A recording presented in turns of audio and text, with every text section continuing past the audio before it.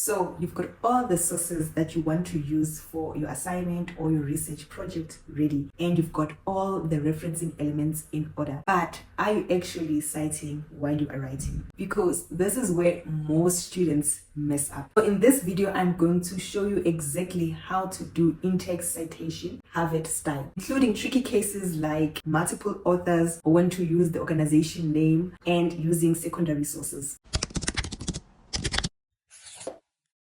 My name is Lerato Kanosa, your academic best friend from All Things Academia, where we explore and explain all things in the academic world. So you might be following the Harvard referencing requirement of adding a reference list at the end of your assignment or of your research, but Harvard referencing actually requires you to do in-text citations while you are writing. I have seen a lot of students that have a beautiful and well-structured reference list at the end of their assignment, but they do not have in-text citation. So what exactly are you referencing if you have not cited anything in text? What I'm saying is a reference list and in-text citation goes together. You cannot have one and not the other. This is because the reference list is a list of all the sources that you have cited in text that now you are listing at the end of your research or your assignment to give a bit more detail on how to find those sources that you have cited. And vice versa, if you cite a lot of sources and don't add a reference list at the end, it's also a problem, because where on earth should we begin to find the sources that you have cited? So you cannot have one without the other. So every time you use someone's word, whether you've paraphrased it or you've used it as a direct quote, or you're just using a general idea that their whole article or book have shared, you need to cite it, you need to reference it and give that person credit. So at the end of that sentence, you need to say who said that and when did they say it, which is the last name of the person who said it, comma, the date in which those words or ideas were published. So there are two types of citations: the paraphrasing citation and the direct quote citation.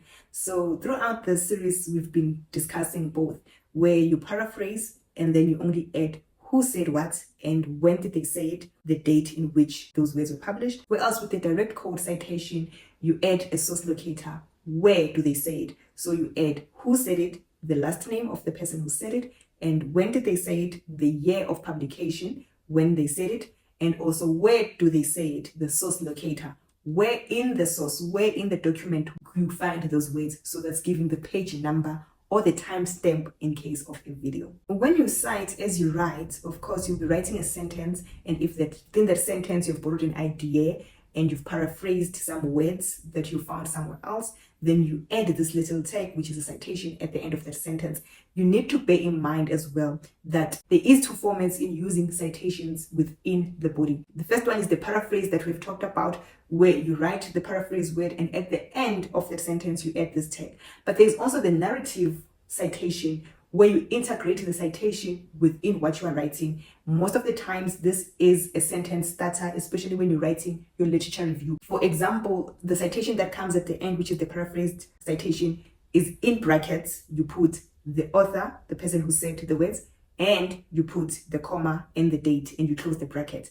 Whereas the narrative citation, where you write starting the sentence, you do not put the author within the brackets. So you will put the author's last name immediately following the author in brackets. You put the publishing date and you continue with the sentence. What is important to remember here is that when you refer to the author in the citation, you use the surname, which is the last name of the author, and not the initial and not their first name, but you use only the surname and then the date. Now, if you're going to use the citation for the direct quotation, also it comes at the end of the quoted words in brackets with the source locator within the bracket.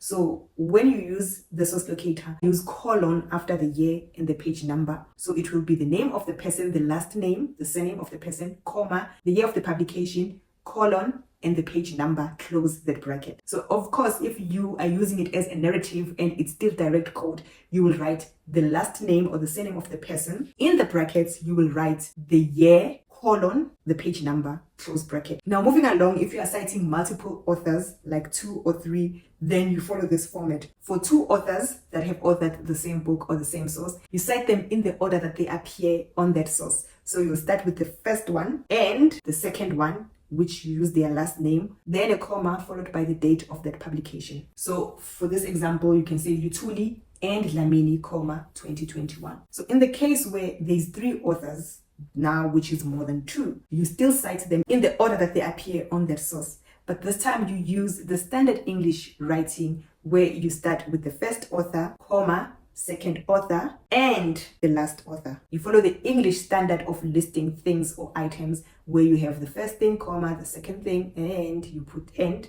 as a joining conjunction, the last thing. So in this case, you will have Mukwena, comma, Mhlongo, and Sitole, comma, the year of publication. So it is important here, lovelies, and I will say this because I have seen it too many times when students are listing 3 or 2 authors in one citation, they would normally use an ampersand. You do not want to use ampersands here. You want to use the actual word and, not the ampersand. Even if it means the same thing, use the actual word. Now, when you are citing 4 and more authors, okay, this is now more than 3, it is actually 4 and more, then you do not have to list all of the 4 in that one citation. You can list 1 author, which is the first one that appears in that particular source, and then you add these words at all, which is and others. So it is the first author and others, comma, the year, and close brackets. So for an example, you can do it like this: Ndlovu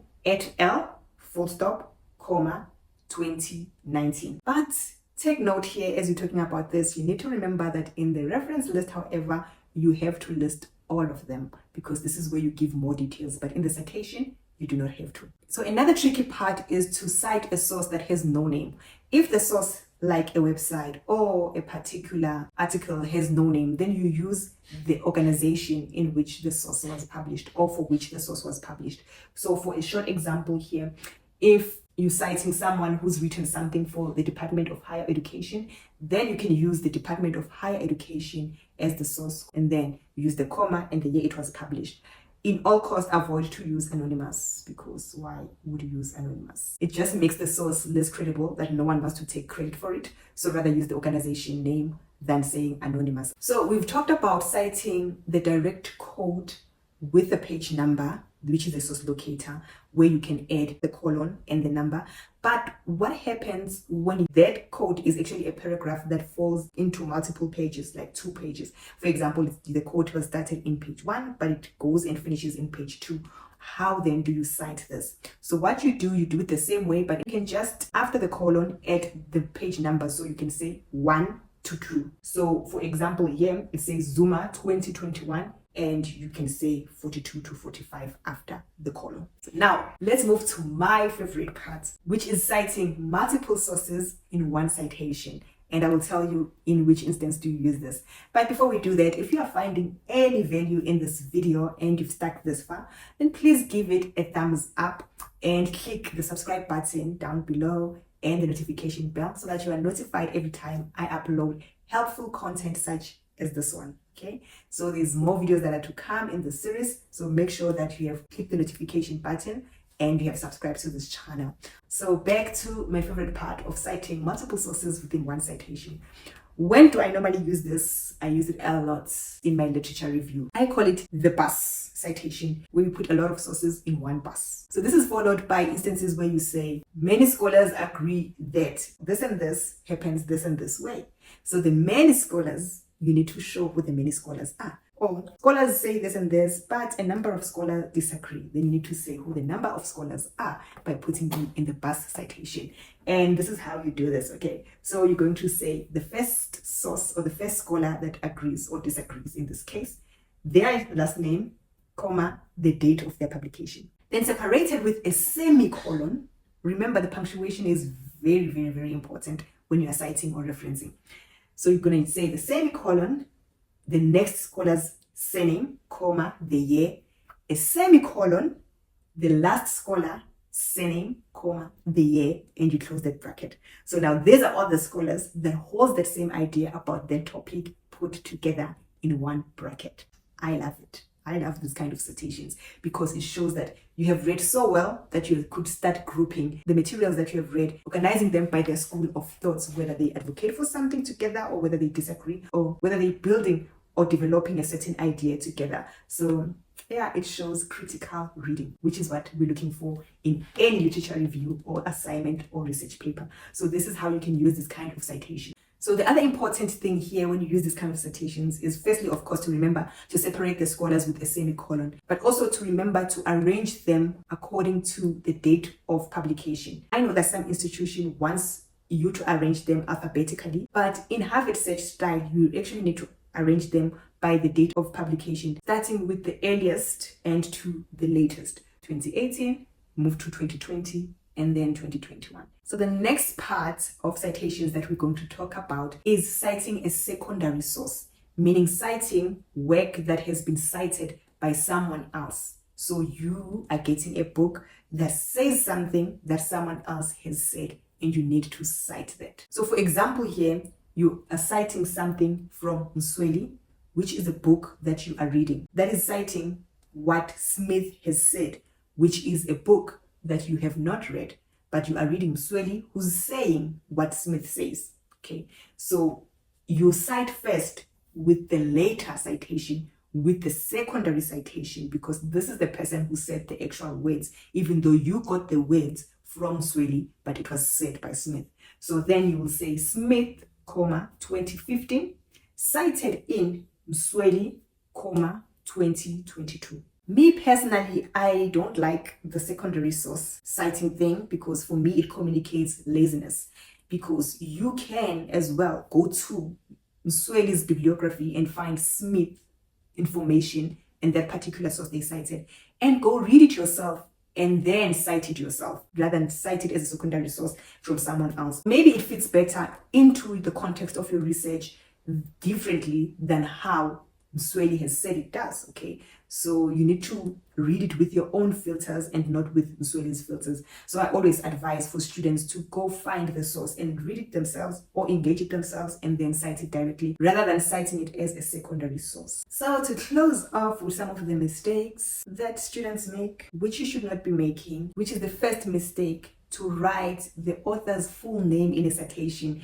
meaning you're writing their surname and then their name. You're writing their last name and their first name. You only need to write the surname, which is the last name, and then the date. Do not add the initial. Do not add their other names. No, just the surname, which is the last name. The other mistake that students make, they write in their assignments or essays, the author says. Don't say the author says. Who is the author? Always give the name of the author in form of citation. So you say Smith says, Brown says, don't say the author says. Who is the author?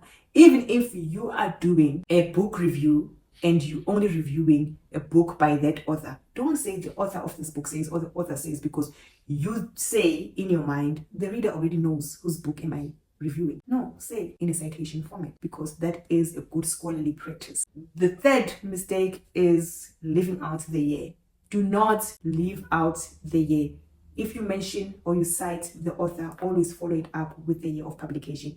If there is no year of publication, you can always say ND in that place of the year to show that there is no year, but don't just leave it out and just give us a name of the author without the publication date. Now that we are clear on all types of citations and all forms of citations, you are good to go. You have covered half the marks of your referencing part of your assignment. The other half comes from how you format and structure your reference list, and this is what will be covered in the next video. So click the video that is appearing on your screen right now, because that is the video that is going to cover how to format and structure your Harvard referencing list. So what are you waiting for? Click on that video as I project to you love and grace in a way of 2 Corinthians 13 verse 14.